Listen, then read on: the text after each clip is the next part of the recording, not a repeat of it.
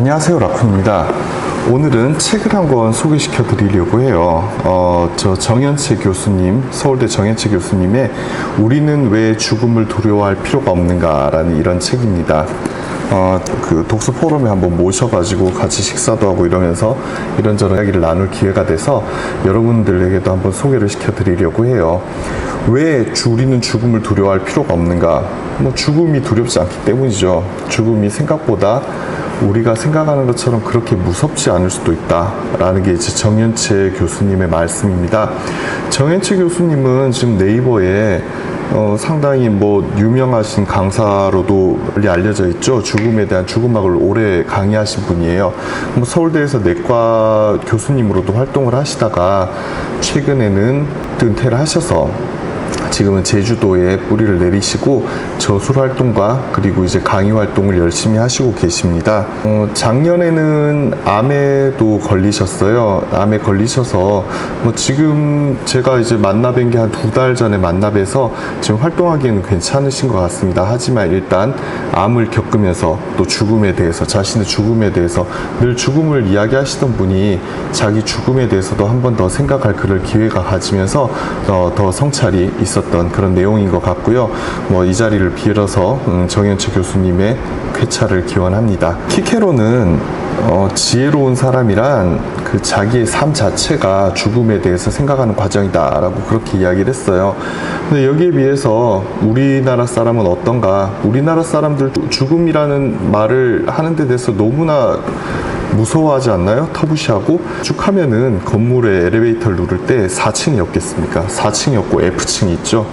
하지만 정현채 교수님께서 이렇게 통계를 내보니까 사실 4층에 있는 사람들, 4층에 입원했던 그런 환자들이 병원에 가장 적게 죽고, 그다음 오히려 다른 병동에 계시던 분들이 더 많이 사망하시는 그런 재미있는 통계가 있었다고 합니다. 숫자 자체라는 데 대해서 별로 신경을 쓸 필요가 없다라는 거죠. 외국 사람들도 물론 죽음에 대해서는 슬퍼할 겁니다. 하지만 우리나라 사람들처럼 이렇게 죽음에서 터부시하다가 닥쳤을 때 당황해하는 그런 모습을 보이는 경우는 잘 없다고 하죠. 문화적인 그런 설명인데, 한국 사람들은 죽음에 대해서 전혀 생각하지도 않다가 죽음이 닥치면 그야말로 화들짝 놀라서 모든 것을 쓰러뜨려 버린다. 이런 게 이제 정현채 교수님의 말씀입니다. 외국에는 무덤이 도시 안에 있는 경우도 많아요. 이건 제 경험인데, 제가 전에 일본에서 사무실을 한번 얻은 적이 있습니다. 사무실을 얻어가지고 제가 이제 사무실 보여달라 그래서 이제 건물에 가서 딱 봤는데 그 창문 밖에 이제 무덤이 있는 거예요. 공동묘지가 말 그대로 있는 거죠. 죽음과 사람이 어우러져 있는 그런 우리나라로서는 생각하지도 못할 그런 풍경이었습니다. 가끔 좀비 영화를 보면은 좀비들이 이제 공동묘지에서 나와가지고 사람들을 공격하는데 그 거리가 상당히 짧은 경우가 몇 번 있었어요. 하지만 만약에 똑같은 현상이 한국에서 발생했다고 생각을 하면은 좀비들이 와가지고 도심까지 침범하는데 3박 4일은 걸리지 않겠어요? 걸음걸이도 느린데. 공동묘지의 위치가 중요한 것이 아니라 그 죽음을 너무 두려워하지 않고 죽음을 우리의 삶의 일부분이라고 생각하는 것. 그래가서 이제 공동묘지도 우리 삶의 일부분이 된다면 우리 삶이 좀 더 진지해질 수 있다. 그런 게 이제 여기 포인트라고 할 수 있습니다. 우리나라는 거기에 대해서 너무나 두려워하고 있죠. 오히려 이런 이야기들은 좀 철학적인 이야기라고 할 수 있고, 그거보다 좀 실제적인 이야기를 하십니다. 어쨌든 의사시다 보니까 과학자잖아요. 많은 자료를 모아서 그 자료를 바탕으로 우리에게 이제 설명을 해주시고 자신의 주장을 펴시는 게 이제 정현채 교수님의 방법이시죠. 이게 경험할 수 있지만 이거를 과학적으로 설명할 수 없는 그런 부분들에 대해서는 이게 태도를 어떻게 가져야 될 건지에 대해서는 상당히 의아합니다. 저도 과학을 믿고 보이는 것만 믿지만 제가 체험하고 이랬던 걸 과학적으로 설명할 수 없다, 그런 경우가 몇 번 있었어요. 이런 걸 어떻게 설명해야 될지.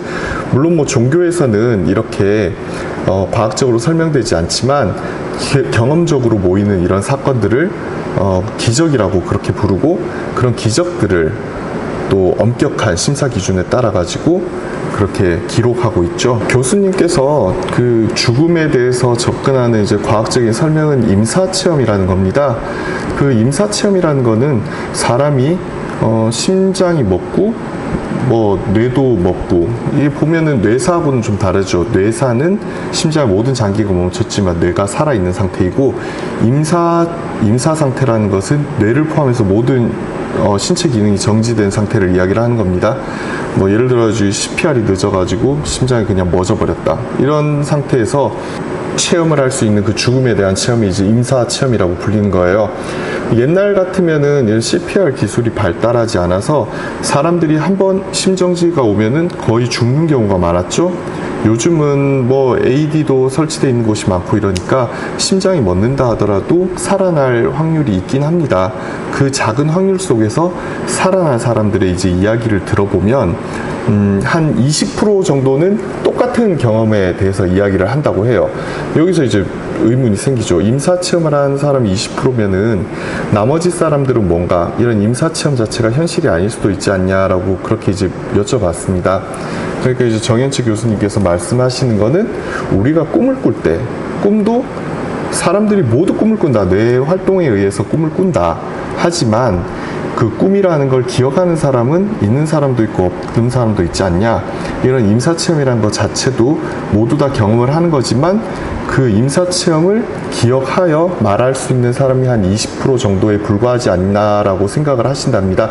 이것은 추정이고 거기에 대한 이제 과학적인 근거가 있는 건 아니니까 여기에 대해서는 저도 그럴 가능성이 있다라고 생각을 해요. 이전에 내셔널 지오그래피에서 나오던 뇌 활동에 관한 그런 제가 이제 영상을 본 적이 있어요.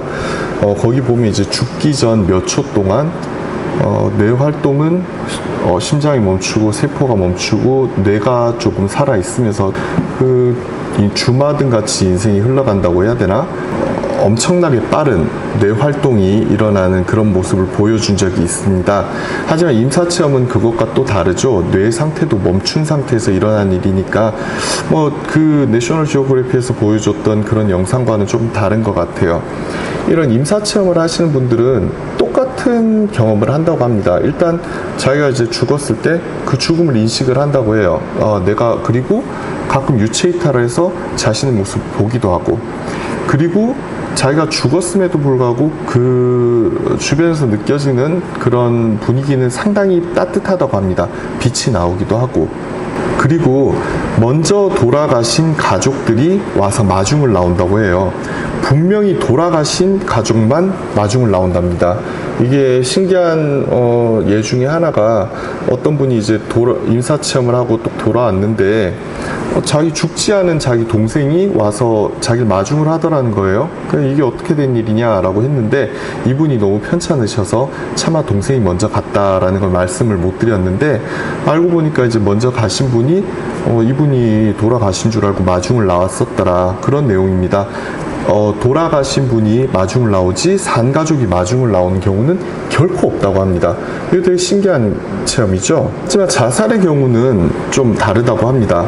자살을 시도하다가 임사체험을 하시는 경우에는 그 밝은 빛이 오고 가족들이 찾아오는 그런 게 아니라 되게 어둠 속에 갇혀있는 그런 경험을 한다고 해요.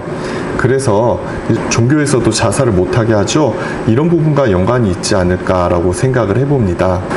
책 내용은 읽어보시면은 딱딱하다고 하면 딱딱할 수도 있고, 아니면 딱딱하지 않다고도 말할 수가 있어요.